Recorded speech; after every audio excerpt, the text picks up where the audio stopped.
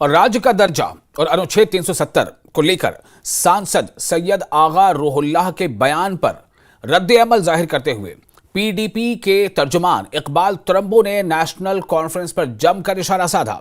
उन्होंने कहा कि एनसी यानी नेशनल कॉन्फ्रेंस लोगों को गुमराह कर रही है और इन मुद्दों पर संजीदा नहीं है, जबकि ये उसका अहम एजेंडा रहा है। इकबाल तरंबो ने एलजी मनोज सिन्हा के जरिए आतंक पीड़ितों के घर वालों को नौकरी दिए जाने का ऐलान का स्वागत किया है, इस्तकबाल किया है कि एनसी गवर्नमेंट ने जब से वो पावर में आई है उन्होंने 370 को जो है बैक बर्नर पर रखा है। इसमें कोई शक नहीं है, क्योंकि आपने देखा उसके रेजोल्यूशन में कितनी पहल हमारी पार्टी ने की और वो कितने रिलक्टेंट थे उस रेजोल्यूशन को इन क्लियर टर्म्स लाने में। लेकिन दड़ा इसलिए नहीं है क्योंकि आगा रूहुल्लाह साहब जो है वो मेंबर पार्लियामेंट है।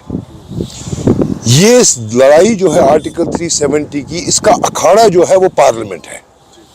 और मुझे आप बताइए उन्होंने पार्लियामेंट में क्या कोशिश की है इस लड़ाई को आगे लेने के लिए। आपको याद होगा जब वक्फ अमेंडमेंट बिल पेश किया गया पार्लियामेंट में, 232 वोट पड़े हैं वक्फ अमेंडमेंट बिल के खिलाफ और 288 वोट पड़े हैं उसके फेवर में।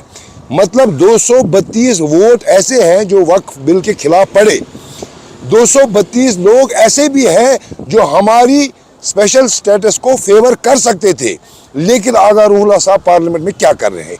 एक अकेली आवाज, एक बयान देने से ये लड़ाई कहां पहुंचेगी? तो मैं नहीं समझता हूं कोई दड़ा है, ये इनकी एक प्लानिंग है इस बहस को जिंदा रखने की, लेकिन प्रैक्टिकली ये कुछ भी नहीं कर रहे हैं। और बीजेपी